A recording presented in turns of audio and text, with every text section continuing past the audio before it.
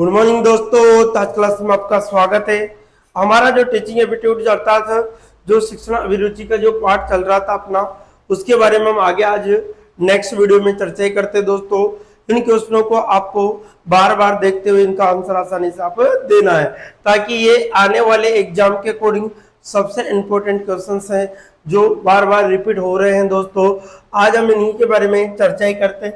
Question number first हम लेते हैं। क्वेश्चन नंबर फर्स्ट क्या कहता है? ठीक है, क्वेश्चन नंबर फर्स्ट की बात हम करते हैं। क्वेश्चन नंबर पे क्या कह रहा है फर्स्ट, इसको ध्यान से देखिए। शिक्षा को परिभाषित किया।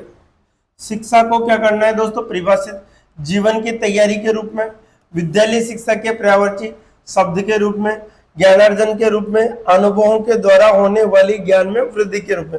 जो अनुभवों के द्वारा ज्ञान में वृद्धि होती है वही शिक्षा है। ठीक है, कोई भी व्यक्ति अनुभव के आधार पर ही किसी चीज की एक्सप्लेन करना होता है तो अनुभवों के आधार पर ही वो बताता है। तो हमसे कहा गया है कि शिक्षा को परिभाषित करना है तो अनुभवों के द्वारा होने वाली ज्ञान में वृद्धि कोई रूप में होती है। इसी प्रकार से हम क्वेश्चन नंबर 2 देखते हैं। क्वेश्चन नंबर 2 क्या कहता है? देखिए, क्वेश्चन नंबर 2 की हम बात करते हैं। एक विद्यालय पाठ्यक्रम को सर्वोत्तम तरीके से परिभाषित किया जा सकता है। जो विद्यालय का पाठ्यक्रम है उस पाठ्य को सबसे बेस्ट तरीके से या सर्वोत्तम परिभाषित एक्सप्लेन किया जा सकता है। इसके बाद में कहा गया है छात्रों की समस्त क्रियाओं को सक्रिय बनाने वाली सामग्री से नहीं, शिक्षण के लिए प्रयुक्त समस्त सामग्री और विधियों से, विद्यालय द्वारा संगठित छात्र अनुभव। क्या आएगा यहाँ पर? छात्र अनुभव। छात्र अनुभव, विद्यालय द्वारा छात्र का विभिन्न क्षेत्रों में ज्ञानार्जन। तो सबसे बेस्ट जो आंसर होगा दोस्तों कौन सा होगा? ए। ये गलत होगा, ये गलत होगा, ये गलत होगा। जो आपका आंसर सी ऑप्शन होगा वो सबसे बेस्ट आंसर आपका।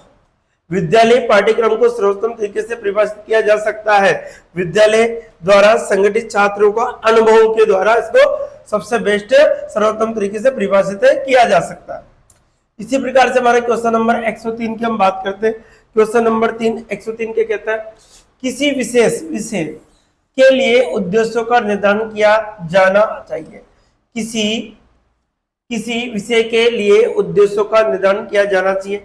शिक्षक के द्वारा, सामान्य व्यक्तियों के द्वारा, विषय वस्तु के आधार पर, विषय वस्तु एवं कक्षा के संपन्न होने वाली क्रियाओं के आधार पर। इसकी बात कही है तो देखो यहाँ पर किसी विशेष विषय के लिए उद्देश्यों का जो निर्धारण होना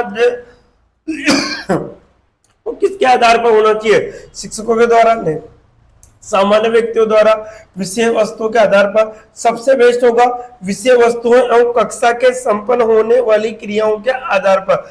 जो विषय वस्तु थी, जो सब्जेक्ट था और जो एक्टिविटी जो क्रियाएं हुई है संपन्न होने की जो क्रिया है कक्षा के अंदर, वो सबसे बेस्ट माना गया। ये उद्देश्य सबसे जो होगा डी ऑप्शन एग्जैक्ट आपका राइट होगा। इसी प्रकार से क्वेश्चन नंबर 4 की हम बात करते हैं दोस्तों। शिक्षा के लक्ष्यों के निर्धारण में प्राथमिक दायित्वों का निर्वहन किया जाना चाहिए। शिक्षा के लक्ष्यों में प्राथमिक दायित्वों का निर्वहन किया जाना चाहिए। इस बात से ये बात कर रहा है कि किस प्रकार से निर्वहन किया जाना चाहिए। ठीक है, शिक्षकों को, प्रशासकों को, पाठक पुस्तकों को लेकर को नहीं, समाज को। किसको? समाज को। शिक्षा के लक्ष्यों के निर्धारण प्राथमिक दायित्वों का निर्वहन किया जाना चाहिए। किसको? समाज की बात है। समाज की इंपोर्टेंसी सबसे ज्यादा मानी गई है। ठीक है, इसी प्रकार से हमारा क्वेश्चन नंबर 105 देखिए। क्वेश्चन नंबर 105 क्या है हमारा?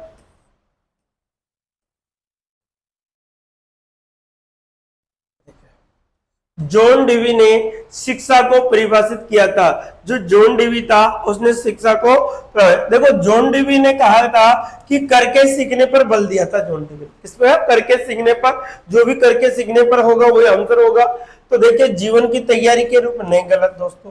कार्य करने हैं तो उद्योग नहीं, गलत बात है। ज्ञानार्जन के रूप में नहीं, करके सीखने पर ये रूप में है बताया। जॉन डीवी ने शिक्षा को परिभाषित किसके रूप में? कि करके सीखने।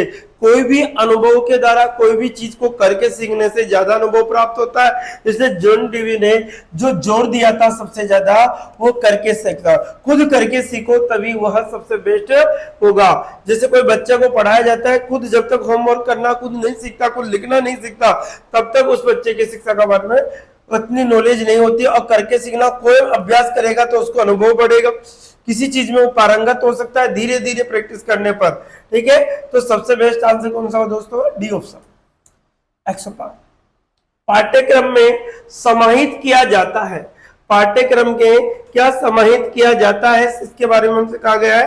देखो, पाठ्यक्रम में समाहित किया जाता है विषय वस्तु जिसे विद्यालय में छात्र पढ़ते हैं, विषय जो विद्यालय के प्रशासकों द्वारा निर्धारित किया गया, विद्यालय कार्यक्रमों के द्वारा छात्र को प्रदान किए जाने वाले संपूर्ण अनुभव। वेरी गुड, सबसे बेस्ट आंसर क्या होगा? विद्यालय में जो कार्यक्रमों द्वारा द्वारा छात्र को प्रदान किए गए संपूर्ण अनुभव, संपूर्ण क्या हो? अनुभव, अर्थात सी ऑप्शन हमारा क्या होगा? एकदम राइट होगा। पाठ योजना के जिन्हें शिक्षक ने तैयार किया है ये भी गलत होगा, तो 106 का आंसर होगा क्या होगा? सी ऑप्शन आपका होगा। ठीक है, नेक्स्ट क्वेश्चन देखते हैं।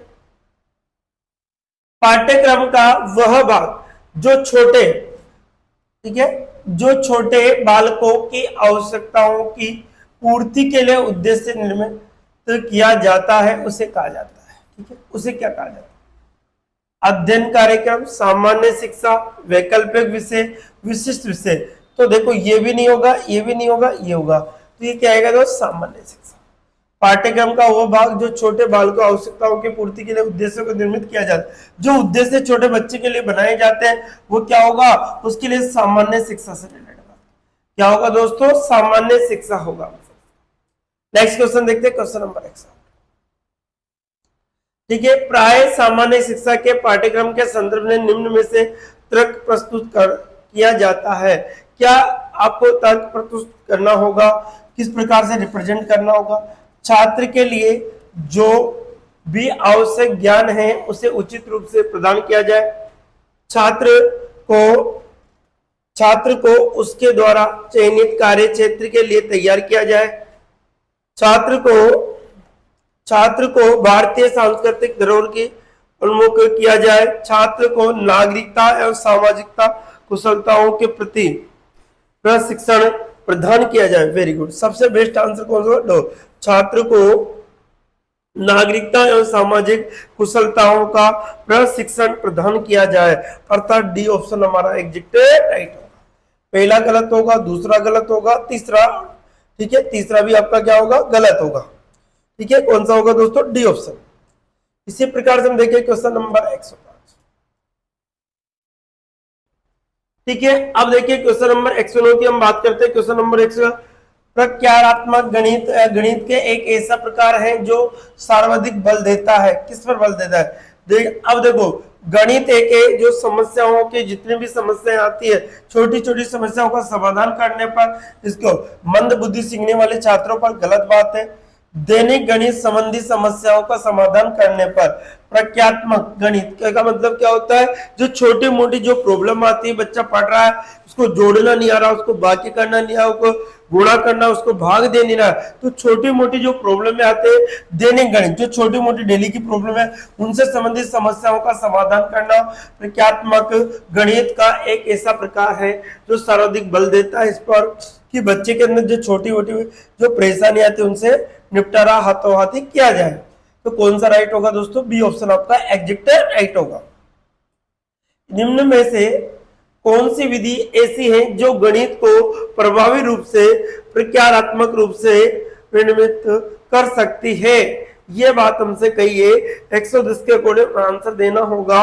तो देखिए, जटिल गणितीय संप्रतियों को आगामी उच्च कक्षाओं के लिए छेड़ दिया जाए नहीं, गणित के अनेक स्तर के पाठ्यक्रम को परस्पर संबंधित किया जाए।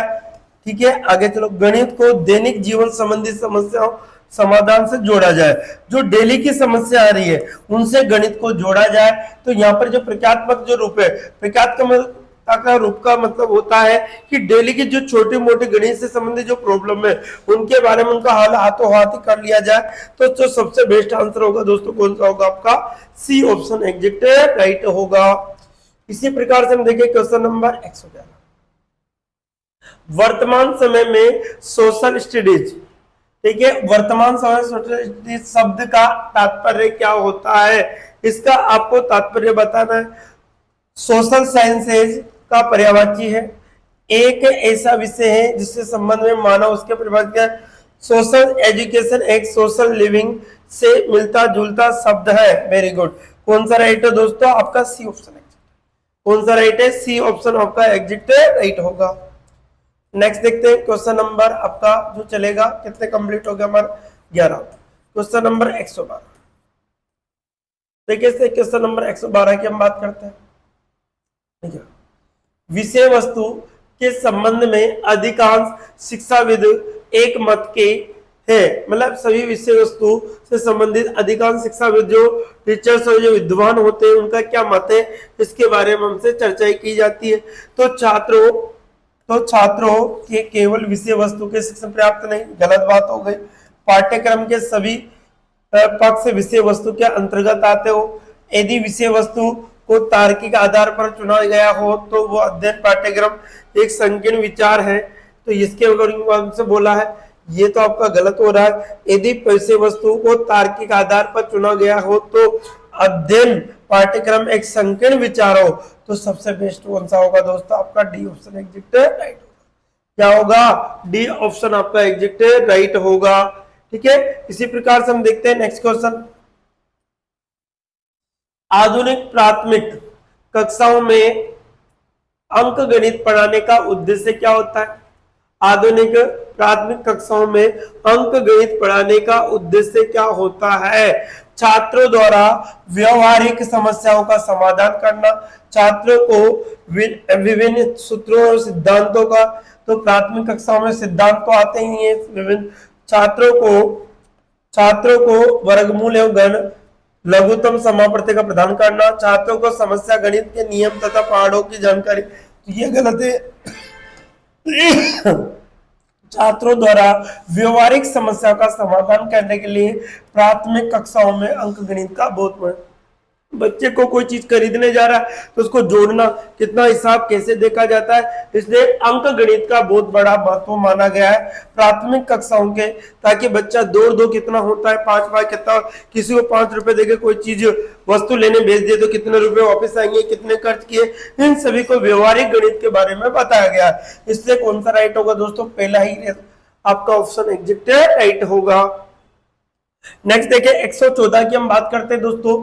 क्वेश्चन नंबर 114 की हम बात करते हैं, क्या रहेगा इसका आंसर आपका? शिक्षा को सर्वोत्कृष्ट रूप से परिभाषित किया जाता है। शिक्षा को कैसे परिभाषित किया जाता है? बौद्धिक अभिवृद्धि के आधार पर, अन्य व्यक्तियों के अनुभवों की जांच के आधार पर, एक सभ्य व्यक्ति के अनुभव के आधार पर, एक ऐसी प्रक्रिया है जो के रूप में जो दूसरे व्यक्तियों को परिवर्तन लाते। Very good. सबसे बेस्ट जो आंसर होगा डी होगा, एक ऐसी प्रक्रिया जो दूसरे व्यक्तियों में क्या लाती है? परिवर्तन। ऐसा मात्र एक ही मार्ग है शिक्षा। यदि इंसान को शिक्षा दी जाए तो कहां से कहां पहुंच जाता है, वो अपने दैनिक जीवन में इतना परिवर्तन कर लेता, इतना अगर अच्छा ज्ञानी व्यक्ति है तो इतना बेस्ट तरीके से वो दूसरों को ज्ञान देकर भी एक अच्छे पोस्ट पर, अच्छे पद पर वह उसको प्राप्त कर सकता है। तो शिक्षा ही एक ऐसा ऑप्शन है जो इंसान की जिंदगी को बदल सकता है, इंसान को परिवर्तित कर सकता है। तो इंपॉर्टेंट क्या है दोस्तों? शिक्षा। क्या है? शिक्षा। शिक्षा एक ऐसी चीज है जो कहते हैं, एक बात कही गई है कि गरीबी अर्थात क्या? शिक्षा एक ऐसे आपकी गरीबी को मिटा सकती है।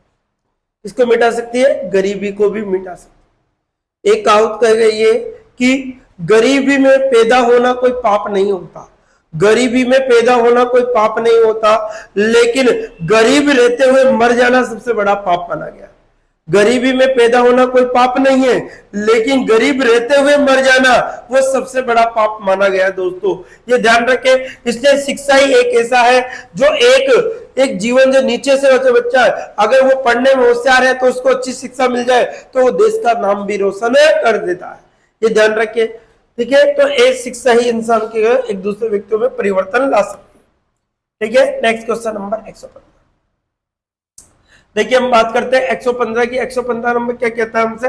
देखो, आधुनिक सिद्धांत के संदर्भ में निम्न में से कौन सी विशेषता का संबंध शिक्षा से नहीं है? ठीक है, आधुनिक सिद्धांतों में निम्न में से कौन सी विशेषता का संबंध शिक्षा से नहीं है, इसके बारे में हमसे बात की है। ठीक है, अब इसका आंसर हमें ढूंढना है। यह एक आजीवन चलने वाली सतत प्रक्रिया है, यह एक सत्य कथ्य को पहुंचने की प्रक्रिया है। इसके अंतर्गत औपचारिक अनौपचारिक विद्यालयों की कार्य समाहित रहते हैं। ये देखो, आधुनिक सिद्धांत की बात क्या है, औपचारिक और अनौपचारिक शिक्षा होते परिवार से रिलेटेड हो जाती है दोस्तों। ठीक है, ये परिवार का मैटर है। तो यहाँ पर तो आधुनिक सिद्धांतों की बात करें तो इसमें सबसे गलत नहीं है, संबंधित शिक्षा का नहीं है, तो कौन सा होगा दोस्तों, आपका सी ऑप्शन होगा। ठीक है, जो औपचारिक अनौपचारिक, एक तो जो घर बैठे दूरस्थ शिक्षा ली जाती है औपचारिक शिक्षा, और परिवार से मिलने वाली औपचारिक शिक्षा होती है, अर्थात कौन सा होगा, सी ऑप्शन होगा। नंबर 116 की हम बात करते हैं दोस्तों। क्वेश्चन नंबर 116 क्या कहता है आपसे, ठीक है, शिक्षा के उद्देश्यों का मूलभूत स्रोत है। देखो क्वेश्चन नंबर आपके 116 में कहा गया है कि शिक्षा के मूलभूत, क्या कह रहा है कि मूलभूत स्रोत क्या है, मूलभूत स्रोत आपको बताना है। तो मानव अनुभव होगा, शिक्षा प्रदान करने के लिए वाले कॉलेज, व्यवसायिक संगठन या शिक्षा मनोविज्ञान। तो कौन सा बेस्ट होगा दोस्तों, मानव का अनुभव। क्या होगा दोस्तों, मानव का अनुभव होगा, अर्थात ए ऑप्शन एग्जिट आपका राइट होगा। ठीक है, इसी प्रकार से नेक्स्ट क्वेश्चन देखते हैं, क्वेश्चन नंबर 117। देखिए क्वेश्चन नंबर 117 क्या कहता है दोस्तों, क्वेश्चन नंबर 117, प्राय सभी शिक्षा शास्त्री इस तथ्य से सहमत है कि शिक्षा होनी चाहिए केवल बौद्धिक विकास के लिए, व्यवहारिक पक्ष के उन्नत बनाने के लिए, व्यक्ति का उसके वातावरण का सहयोग करने के लिए, सैद्धांतिक पक्ष का उन्नत। तो देखो ये भी गलत होगा, ये भी गलत होगा, ये भी। केवल बौद्धिक विकास के लिए ही शिक्षा, प्राय सभी शिक्षा शास्त्री इस तथ्य से सहमत हैं कि केवल जो शिक्षा होनी चाहिए वो बौद्धिक विकास के लिए ही होनी चाहिए। किसके लिए होनी चाहिए, बौद्धिक विकास के लिए होनी चाहिए। इसी प्रकार से हम देखिए क्वेश्चन नंबर 118, किसकी बात करते हैं दोस्तों, क्वेश्चन नंबर 118 की हम बात करते हैं। तो देखो, प्राथमिक स्तर के पाठ्यक्रम का सुझाव होना चाहिए, विषय वस्तु की ओर होना चाहिए, संपूर्ण विषयों के साथ सर्वाधिक श्रेष्ठता की ओर होना चाहिए, सामाजिक विकास की ओर होना चाहिए, बाल अभिवर्ती के समस्त पक्षों की ओर, अर्थात बाल केंद्रित के, बालक कैसा पढ़ना चाहता है, बालक का अनुभव, बालक को किस प्रकार क्या करते चाहिए। तो इसलिए छोटे जो बच्चों की जो बुकें होती है उनके चित्र आकृतियां बहुत ज्यादा दी जाती है और उन्हें डार्क, अर्थात जो डार्क कलर होते हैं उनके लिए काम दी जाती है। इसलिए बाल के अभिवर्ती के समस्त पक्षों की ओर इसका पाठ्यक्रम होता है जो बाल केंद्रित बनाना पड़ता है। जो प्रेजेंट की जो शिक्षा आ रही है दोस्तों वो बाल केंद्रित शिक्षा होती है। कौन सी शिक्षा है, बाल केंद्रित। 119, ठीक है, क्वेश्चन नंबर 119, एक प्राथमिक स्कूल की प्रथम कक्षा में केंद्रीय शिक्षण का कार्य होना चाहिए। एक प्राथमिक स्तर की जो शिक्षा है उसके अंदर केंद्रीय का कार्य होना चाहिए। एक प्राथमिक स्कूल की प्रथम कक्षा, मतलब प्रथम कक्षा का कोई स्टूडेंट है उसके केंद्रीय शिक्षण का कार्य करना, तो पढ़ना, लिखना, शब्द रचना, अंक गणित। तो ये गलत होगा, ये गलत होगा। फर्स्ट क्लास की बात कीजिए, क्या होगा दोस्तों, पढ़ना। इसका आएगा, पढ़ना ही आएगा। क्या आएगा दोस्तों, पढ़ना ही आएगा। पहली क्लास की वो बात कर रहा है, ए ऑप्शन एग्जिट राइट होगा। प्रगतिशील शिक्षा विदों के विचार पाठ्यक्रम संबंधी अनुभव की श्रृंखला को निर्धारित किया जाना चाहिए। ठीक है, किसके अनुसार इसको निर्धारित किया जाना चाहिए, इसके ऊपर डिपेंड करता है। तो देखिए दोस्तों, छात्रों की रुचियों के सत्यापन अनुक्रम के, आधारभूत पाठ्यक्रम के संगठन के, पाठ्यक्रम निर्माता के संगठन के, विषय वस्तु के तार्किक नहीं। ये गलत बात हो गई दोस्तों, ये सब गलत बातें। मैंने क्या बोला, बाल केंद्रित। क्या शब्द बोला मैंने, बाल केंद्रित। छात्रों की जो रुचियों के अनुक्रम जो सत्यापन होना शिक्षाविदों के पाठ्यक्रम का, वो छात्रों की रुचि के अनुसार, अर्थात किस प्रकार इंटरेस्ट लेता है छात्र उसके ऊपर डिपेंड करता है। इसलिए option number A exit answer होगा। ठीक है, इसी प्रकार से हम देखिए क्वेश्चन नंबर नेक्स्ट।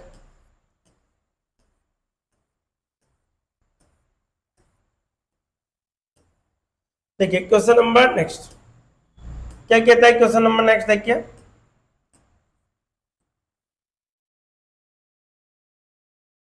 एक पाठ्यक्रम निर्माता जो कि शिक्षात्मक पाठ्यक्रम के निर्माण में रुचि ले रहा है उस अंतर्गत समझ होनी चाहिए। उसके अंदर क्या समझ होनी चाहिए, ठीक है, उसके अंदर शैक्षिक दर्शन की, समाज और समाज के नियमों की, मनोवैज्ञानिक सिद्धांतों के उपयोग सभी।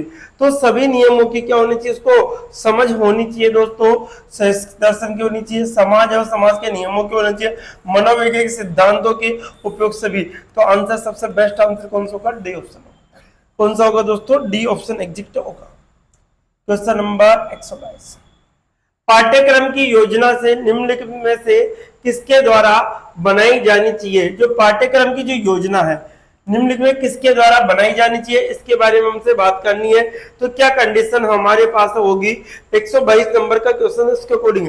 अब देखो, कक्षा के शिक्षकों द्वारा उन्हें पाठ्यक्रम के प्रत्यक्ष रूप से प्रयोग करने के लिए पाठ्यक्रम निर्मात्री समिति द्वारा, जिससे सभी प्रकाशकों और प्रवेशकों को सम्मिलित किया जाना चाहिए, नहीं, शिक्षाविदों एवं सामाजिक व्यक्तियों के द्वारा समिति। तो सबसे बेस्ट आंसर होगा शिक्षाविदों, जो विद्वान है शिक्षक है उनके बारे में, उनसे वही पाठ्यक्रम के बारे में सबसे बेस्ट जान सकते हैं। सी ऑप्शन एग्जिट राइट होगा। नेक्स्ट देखिए दोस्तों, क्वेश्चन नंबर 123। ठीक है, प्राय शिक्षा शास्त्री इस तथ्य से सहमत प्रतीत होते हैं कि पाठ्यक्रम का निर्माण एवं पुनर्निरीक्षण किया जाना चाहिए। ये पुनर्निर्माण किया जाना और पुनर्निरीक्षण किया जाना चाहिए। ठीक है, देखो, शिक्षकों एवं प्रशासकों द्वारा, शिक्षकों एवं छात्रों के द्वारा, शिक्षक व्यवसाय संबंधी सभी रुचियों के द्वारा, उपयोग सभी, पारस्परिक सहयोग के द्वारा, उपयोग सभी के पारस्परिक सहयोग के द्वारा, अर्थात डी ऑप्शन सबसे बेस्ट होगा, अर्थात डी इसका एग्जैक्ट आंसर है।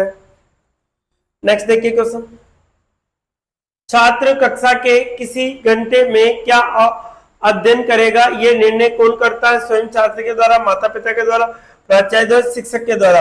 कौन करेगा दोस्तों, टीचर जो टाइम टेबल सेट करता है उसके अकॉर्डिंग बच्चा पढ़ाई करता है। तो टीचर के ऊपर डिपेंड करता है, किसके ऊपर डिपेंड, टीचर के ऊपर डिपेंड करेगा, अर्थात सी ऑप्शन से एग्जिट राइट। ठीक है, नेक्स्ट देखिए, जूनियर हाई स्कूल स्तर पर शिक्षाविद निम्न में से कौन से पाठ्यक्रम के प्रकार संतुष्ट करते हैं, पाठ्य पुस्तक उपागम के, विषय वस्तु उपागम के, एकीकृत पाठ्यक्रम उपागम के, मानसिक पाठ्यक्रम। तो एकीकृत, एक सीमित जो पाठ्यक्रम उसके बारे में बताया गया, अर्थात सी ऑप्शन आपका एग्जैक्ट राइट होगा।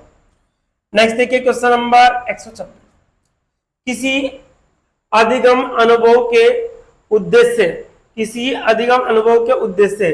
देखिए, क्या उद्देश्य होने चाहिए, अधिगम अनुभव के उद्देश्य के बारे में हमसे बात की गई। तो देखिए दोस्तों, पाठ्यक्रम निर्माता के द्वारा परिभाषित किया जाना चाहिए, पाठ्य वस्तु को कोई विषय वस्तु के द्वारा निर्धारित किया जाना चाहिए, छात्रों द्वारा परिभाषित किया जाना चाहिए, शिक्षक छात्र दोनों के द्वारा सहयोगात्मक ढंग से निर्धारित किया जाना चाहिए। तो कौन सा है, शिक्षक और छात्रों को दोनों के सहयोगात्मक ढंग से, अर्थात डी ऑप्शन आपका एग्जैक्ट राइट होगा। इसी बात करते हैं क्वेश्चन नंबर 27, 127 की बात करते हैं। क्वेश्चन नंबर 127 की हम बात करते हैं, क्या कह रहे हैं, ठीक है, शिक्षा का वास्तविक लक्ष्य होना चाहिए उपाधि और प्रमाण पत्रों को, नहीं, गलत बात है, कौशलों, आदतों और ज्ञान की प्राप्ति। वेरी गुड, कौशलों का विकास हो, आदतों का निर्माण हो और ज्ञान की प्राप्ति हो। ठीक है, पठन कौशल है, लेखन कौशल है, ठीक है, ये सभी कौशलों के अकॉर्डिंग होता है। ठीक है, इन सभी कौशलों का भी, ठीक है, जीवन के जीने के परीक्षण, ये गलत बात है, विषय वस्तु ये भी गलत। तो कौन सा बेस्ट आंसर होगा, बी। आधुनिक शिक्षा के लक्ष्य के रूप में निम्नलिखित में से कौन सा शब्द उपयुक्त विवाद पद है। आधुनिक शिक्षा की बात की गई दोस्तों, बालक को विद्यालय शिक्षा के माध्यम से सामाजिक स्पष्टता, ये गलत बात हो गई यहाँ तो। ठीक है, नेक्स्ट देखिए क्वेश्चन नंबर 128 का ऑप्शन नंबर देखिए बी,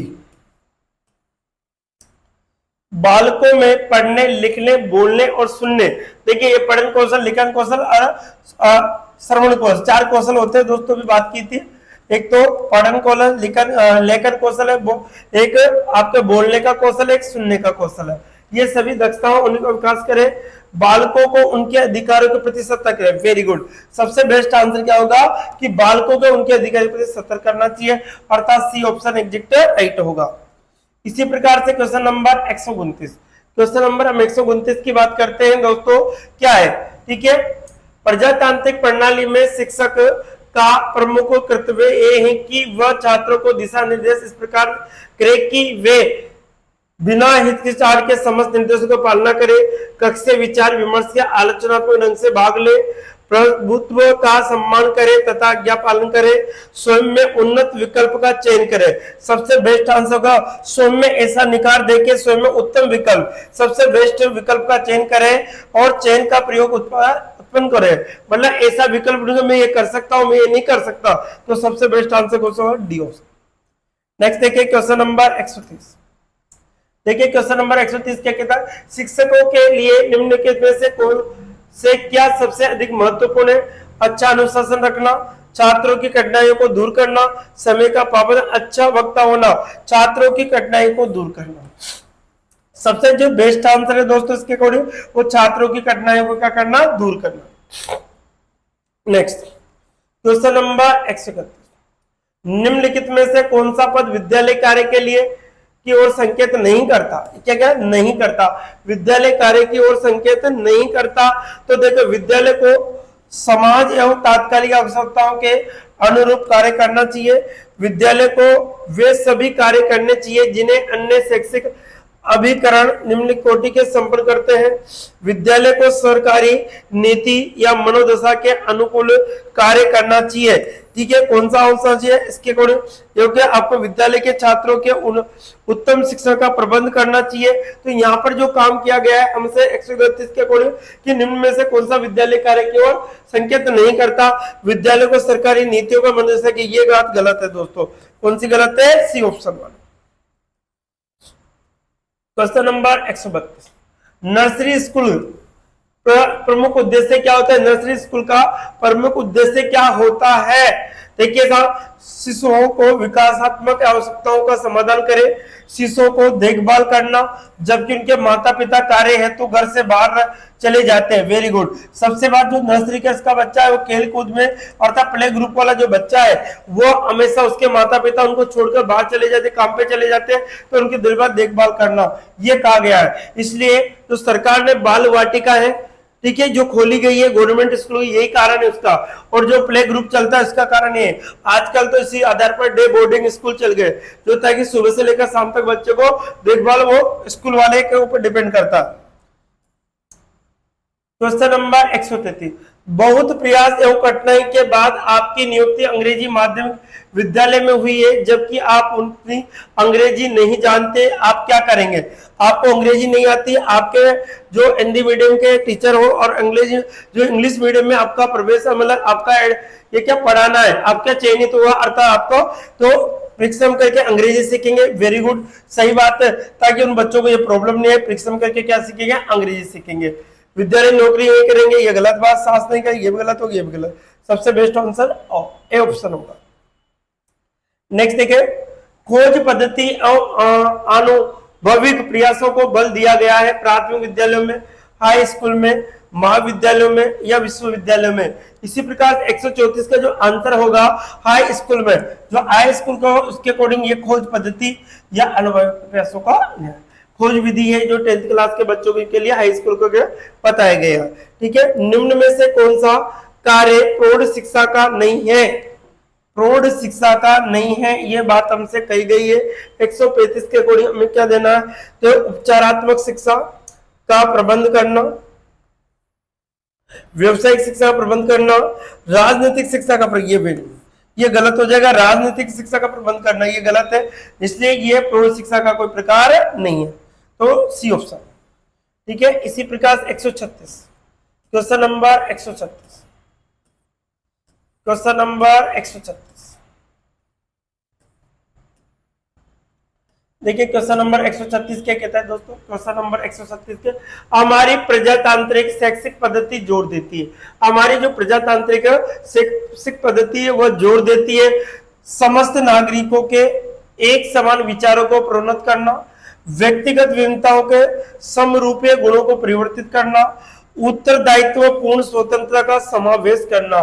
तो उत्तरदायित्व का जो स्वतंत्रता का समावेश करना, अर्थात सी ऑप्शन आपका एग्जैक्ट राइट होगा। नेक्स्ट देखिए 137 क्वेश्चन नंबर 137 की हम बात करते हैं। 137 के अकॉर्डिंग देखिए, अब देखिए दोस्तों, शिक्षा के प्रजातांत्रिक सिद्धांतों का प्रमुख अवश्य कहता है छात्र स्व कल्याण के निमित्त छात्रों को स्वतंत्र निर्णय का अधिकार प्रदान करना, चाहे वह कुछ गलत क्यों ना कहो। तो ये भी बात सत्य है। तो कुछ गलत हो तब भी उसका निर्णय का अधिकार प्रदान करना जरूरी है, अर्थात बी ऑप्शन एग्जैक्ट राइट होगा। क्वेश्चन नंबर 138, आधुनिक शिक्षा दर्शन के अनुरूप विद्यालय होना चाहिए। प्रेजेंट के अकॉर्डिंग जो विद्यालय होना चाहिए कैसा होना चाहिए? वर्तमान सामाजिक संस्थाओं के प्रतिरूप, सामाजिक विरासत के अग्रिम पीढ़ी तक पहुंचाने वाले, विशेषज्ञों द्वारा पूर्व विचारित उद्देश्यों के अनुरूप शिक्षण करने वाले, युवकों में सामाजिक जागरूकता पैदा करने वाले, अर्थात डी ऑप्शन सबसे बेस्ट होगा। युवकों में सामाजिक जागरूकता पैदा करने वाले आधुनिक जो विद्यालय इसके ऊपर डिपेंड करेगा, अर्थात जो आपका 138 का जो आंसर होगा वो आपका डी ऑप्शन से होगा। क्या होगा दोस्तों? डी ऑप्शन होगा। नेक्स्ट देखिए, कक्षा में अधिक जोर से इस बात पर दिया जाना चाहिए कक्षा में प्रत्येक छात्र की आवश्यकताओं के संतुष्ट हो सके, संपूर्ण कक्षा के सामूहिक आवश्यकताओं की पूर्ति हो सके। ठीक है, संपूर्ण कक्षा की, एक की नहीं, प्रत्येक छात्र की बात नहीं कर रहा है, संपूर्ण कक्षा की आवश्यकताओं की पूर्ति हो सके। तो सबसे बेस्ट आंसर कौन सा होगा? बी। कौन सा होगा दोस्तों? बी आपका एग्जैक्ट राइट होगा।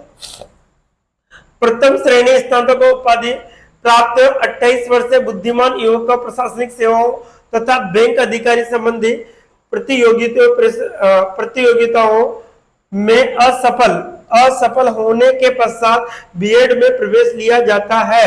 मतलब कोई आदमी है जो ग्रेजुएशन कंप्लीट है, 28 वर्ष का बुद्धिमान युवक है, वो प्रशासनिक सेवा तथा बैंक अधिकारी संबंधी प्रतियोगिता में असफल रह जाता है, फेल हो जाता है और वो बीएड करके टीचर बनना चाहता है, तो उसके क्या गए? बीएड में प्रवेश न करके अन्य नौकरियों को पुनः प्रयत्न करे, ये गलत बात। बीएड की पढ़ाई के साथ साथ अन्य नौकरियों का लिए प्रयत्नशील हो, ये भी गलत हो गया। अध्यापक बनने के बाद अन्य नौकरियों के लिए प्रयत्नशील रहना चाहिए। फिर आगे दे रखा आपको, नेक्स्ट जो दे रखा है आपको, देखिए इसके अकॉर्डिंग जो डी ऑप्शन है आपका, अध्यापक बनकर अपनी प्रतिभाओं का उपयोग अध्यापन कार्य में रुचि और श्रेष्ठता का हासिल है। तो अध्यापक बनकर भी अपनी प्रतिभाओं का जो उन्नत श्रेष्ठता में करे, एक्स्ट्रा क्लास ले, बच्चों को पढ़ाए और अच्छा ज्ञान दे। बच्चों को पढ़ाकर क्या दे दोस्तों? अच्छा ज्ञान दे, अर्थात इसके बारे में श्रेष्ठता कर सकता है। इसलिए डी ऑप्शन आपका एग्जैक्ट राइट होगा। कौन सा होगा दोस्तों? डी ऑप्शन आपका एग्जैक्ट राइट होगा। इसी प्रकार से 141 देखिए, 141 की हम बात करते हैं। क्वेश्चन नंबर 141 क्या कहता है? 141 अब देखिए, यदि कोई अभिभावक प्रधानाचार्य के पास किसी अध्यापक की शिकायत लेकर आए तो उसे क्या करना चाहिए? यदि कोई अभिभावक प्रधानाचार्य के पास किसी अध्यापक की शिकायत लेकर आए तो क्या करना चाहिए? उसे शिकायत कर पर ध्यान नहीं देना चाहिए, उसे पहले अध्यापक के साथ गलत से बातचीत करने जानना चाहिए शिकायत कहाँ तक सच है, उसे अध्यापक को बुलाकर डांट देना चाहिए, उसे शिकायत को प्रबंध समिति। तो ये बात तो गलत है, ये बात भी गलत है। शिक्षा ध्यान से देना। अब देखो, शिक्षा अभिभावक को प्रधानाचार्य के पास किस अध्यापक की शिकायत को लेकर आए तो उसे क्या करना चाहिए? उसे पहले अध्यापक के साथ अलग से बातचीत करके जानना चाहिए कि शिकायत कहां तक सच है, अर्थात सी बी ऑप्शन आपका एग्जैक्ट राइट होगा। ठीक है, इसी प्रकार से हमारा 141 के बाद 142 क्वेश्चन नंबर 142 कोर पाठ्यक्रम किसकी बात कर रहा है? कोर पाठ्यक्रम के अंतर्गत क्या बात कही गई है? कोर पाठ्यक्रम के अंतर्गत हमसे क्या कर, एक कोर्स के द्वारा अनेक संबंधित कोर्सों को प्रतिस्थापित किया जा सके, समस्त वर्ग के छात्रों को एक समान प्राथमिक अनुभव प्रदान किया जाए। कोर शिक्षा क्या है? समस्त वर्ग के सभी एसटी एससी ओबीसी सभी वर्गों के छात्रों को समान प्राथमिक अनुभव प्रदान करना कोर पाठ्यक्रम के अंतर्गत आता है, अर्थात इसमें बी ऑप्शन आपका एग्जैक्ट राइट होगा। कोर पाठ्यक्रम निम्न में से किस बिंदु पर जोर नहीं देता है?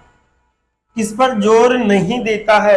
ये बात हमसे कही गई है 143 के अकॉर्डिंग। देखिए, प्रजातांत्रिक विधियों पर, समस्या के समाधान पर, विषय वस्तु के उचित संगठन पर। किस पर नहीं देता? विषय वस्तु के उचित संगठन पर नहीं देता, सरकारी योजना पर, समस्या समाधान इस पर बात। लेकिन हमारा कौन सा राइट होगा? सी ऑप्शन, अर्थात सी ऑप्शन एग्जैक्ट राइट होगा। शिक्षण व्यवसाय को आप निम्न में से निम्नलिखित कार्य विभाजन में से कहां आप वर्गीकृत करेंगे? कहां वर्गीकृत करेंगे? ये बात हमसे कही गई है। तो देखिए कलक्त व्यवसाय में, प्रबंध व्यवसाय में, उच्च व्यवसाय में, अर्थात बौद्धिक से संबंधित बात करते हैं तो बुद्धिस्त शिक्षण व्यवसाय के बारे में, तो बौद्धिक और नौकरी में गलत हो जाएंगे। तो कौन सा होगा? सी ऑप्शन हमारा एग्जिट 8 होगा। 145 निम्न में से कौन सा क्रांतिक कारक है जो शिक्षण को उच्च व्यवसाय के रूप में स्वीकृति प्रदान करता है? ठीक है, कौन सा क्रांतिक कारक है जो शिक्षण में उच्च व्यवसाय के रूप में स्वीकृति प्रदान करता है, इसके बारे में हमसे कहा गया है। ठीक है, 145 के बोलिए आंसर, संशोधन वेतमान, स्फूर्तिपूर्ण शिक्षक, दीर्घगामी प्रशिक्षण, विद्यालय का उत्तम अनुशासन। सबसे बेस्ट आंसर है विद्यालय का उत्तम अनुशासन होना चाहिए। तो क्रांतिक कारक है जो शिक्षण में उच्च व्यवसाय के प्रति स्वीकृत करता है। अगर स्कूल का अनुशासन अच्छा है तो बच्चा वहां पर अनुशासनशील ही रहेगा, ये ध्यान रखे, वो अपने कामों पर लीन रहेगा और आगे बढ़कर वो एक सर्जनशील बालक में के अकॉर्डिंग काम करता है। और अच्छे जो अनुशासन विद्यालय होते हैं, अर्थात डिसिप्लिन होता है, तो बच्चे हमेशा आगे जाकर कभी भी कोई प्रॉब्लम नहीं आती, वो हमेशा आगे बढ़ते रहते हैं। सामान्य रूप से ऐसा माना जाता है, क्या माना जाता है दोस्तों? 146 के अकॉर्डिंग प्रत्येक शैक्षिक समूह को अपना स्वतंत्र संगठन बनाना चाहिए। प्रशासक एवं शिक्षक दोनों को पृथक पृथक व्यवसाय, प्रत्येक व्यवसायिक संगठन को अनेक स्तरों पर नेतृत्व का समावेश करना चाहिए। अर्थात किसका? सबका समावेश करना। अर्थात कौन सा होगा दोस्तों? आपका सी ऑप्शन एग्जिट 8 होगा। 146 में कौन सा होगा? सी। वर्तमान काल में शिक्षक के सम्मान का स्तर आंका जाता है एक व्यवसायिक कर्मी के रूप में, केवल व्यवसायिक कर्मियों के समक्ष, एक मजदूर के समक्ष, एक मजदूर एवं व्यवसायिक कर्मी के मध्य स्थिति पर, एक मजदूर एवं व्यवसायिक कर्मी के मध्य स्तर, अर्थात डी ऑप्शन आपका एग्जिट 8 होगा। 148 निम्न में से कौन सा कथन शिक्षक की सर्वोत्तम कक्षीय स्थिति की ओर संकेत करता है? किसकी ओर संकेत करता है? तो देखिए दोस्तों, वो कक्षा का चेयरमैन हो, वो कक्षा का समूह निर्देश हो, वो कक्षा का एक सदस्य हो। अगर टीचर कक्षा का एक सदस्य है तो बच्चे उससे हर बात शेयर करते, ताकि एक दोस्त की तरह टीचर को रहना चाहिए कि बच्चों के क्या प्रॉब्लम चल रही, क्या ऐसा नहीं कि बच्चे को डांट कर इस प्रकार से मजबूर किया जाए तो वो आपसे बात ही नहीं करे। तो कौन सा होगा दोस्तों? सी ऑप्शन एग्जिट 8 होगा। नेक्स्ट देखिए, यदि शिक्षण के दौरान छात्रों को कुछ भी याद नहीं हुआ, सीखा है, तो ये कहा जाएगा शिक्षण नहीं हुआ, अध्ययन नहीं हुआ, या परीक्षा नहीं ली, गृह कार्य नहीं हुआ। इसके अकॉर्डिंग हमसे बात की गई है, तो क्या हुआ? अध्ययन नहीं हुआ। क्या? अध्ययन है। शिक्षण तो हुआ लेकिन क्या नहीं हुआ? अध्ययन नहीं हुआ दोस्तों। पढ़ाया तो है लेकिन बच्चे ने अध्ययन नहीं किया, इसलिए कौन सा राइट होगा? B right. नेक्स्ट देखिए, लास्ट क्वेश्चन आज का। देखिए लास्ट क्वेश्चन क्या रहेगा हमारा? शिक्षक का सर्वाधिक महत्वपूर्ण कार्य क्या होता है? शिक्षक का सबसे महत्वपूर्ण कार्य क्या होता है? अनुशासन प्रबंध करना, विषय वस्तु का निरीक्षण करना, छात्र के दीर्घदर्शन, अर्थात छात्रों के बारे में, छात्रों की हर समस्या का जो निवारण करना ही किसका होता है? शिक्षक का सबसे बेस्ट कार्य है। अर्थात छात्रों का जो समस्या आती है उसका निवारण करना ही सबसे ज्यादा महत्वपूर्ण कार्य किसका होता है दोस्तों? टीचर का। तो देखिए दोस्तों, आज हमने ये 50 क्वेश्चन हमने टीचिंग एप्टीट्यूड के पूरे किए।